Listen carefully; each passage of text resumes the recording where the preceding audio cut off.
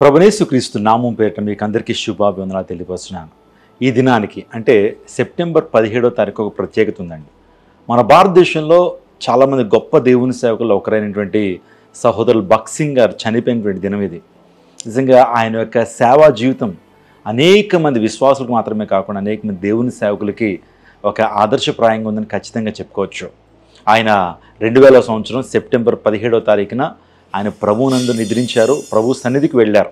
ఈ శ్రేష్టమైన సమయంలో సామెతలు 10వ అధ్యాయం 7వ వచనంలో నీతిమంతులు జ్ఞాపకం చేసుకునుట ఆశీర్వాదకరమగును.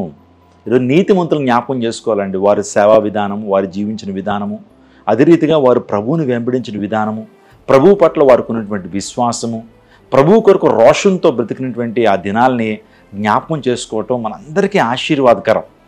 సహోదరులు భగత్ సింగ్ గారి గురించి మనం మాట్లాడాలంటే సిక్కుల కుటుంబం నుంచి ఆయన ప్రభువుని విశ్వసించారు. చిన్నప్పుడు బైబిల్ గ్రంథాన్ని ద్వేషించిన వారిలో ప్రథముడు ఆయన.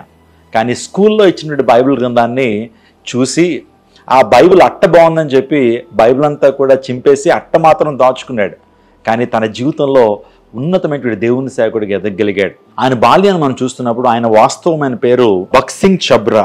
1903 సంవత్సరం జూన్ 6వ తారీఖున బ్రిటిష్ ఇండియా పంజాబ్లో ఉన్నటువంటి సర్గోదా జిల్లా జోయా గ్రామంలో ఆయన జన్మించారు. ప్రస్తుతానికి అది పాకిస్తాన్ దేశంలో ఉంది. వీరి తల్లిదండ్రులు లాల్ జవహర్ మాల్, లక్ష్మీబాయి జోయా. వీరి తల్లిదండ్రులు సిక్కు మతాన్ని చాలా భక్తి శ్రద్ధలతో ఆచరించేటువంటి వారు. ఇందాక చెప్పిన రీతిలో ఆయన యొక్క మిషనరీ పాఠశాలలో తల్లిదండ్రులు వేసినప్పుడు మిషనరీ స్కూల్లో బైబిల్ ఇచ్చారండి. బైబిల్ ఇచ్చినప్పుడు ఆ బైబిల్ని ఇంటికి తీసుకొచ్చి బైబిల్లో పేజీలన్నీ చింపేసి దాని కవర్ బాగుందని చెప్పి దాన్ని దాచుకుంటాడు.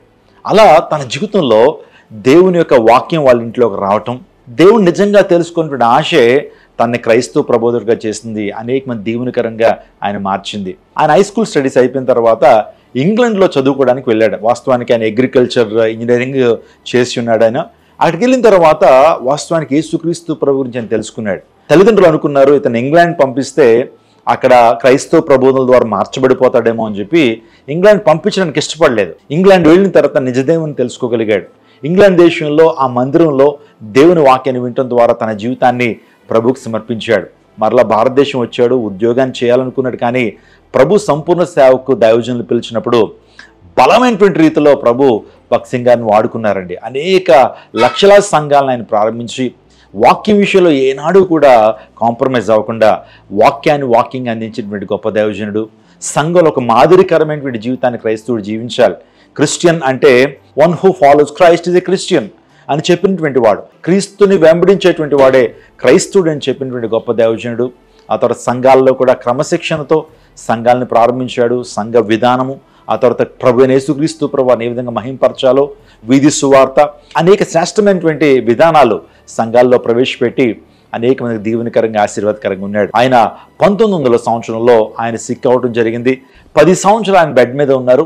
కానీ దేవుని పిలుపును బట్టి 2000 సంవత్సరం సెప్టెంబర్ 17వ తారీఖున ఆయన ప్రభువునందు నిద్రించారు.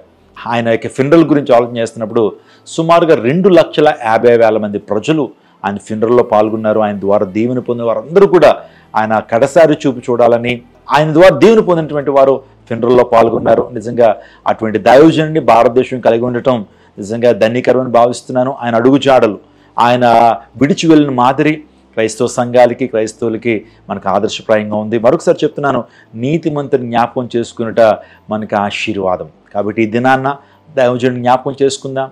దైవజనుడి యొక్క బోధలు, అదేవిధంగా ఆయన నడిచిన విధానాన్ని జ్ఞాపకం చేసుకుని ఎంతో ప్రేరణ పొందుదాం. మనందరూ కూడా సహోదరులు భగత్ సింగ్ గారు చేసిన పరిచర్య, ఆయన జీవిత విధానాన్ని బట్టి మన దేవునికి, మన పరమ తండ్రికి కృతజ్ఞత స్తుతులు అర్పిద్దాం. God bless you. God bless our India.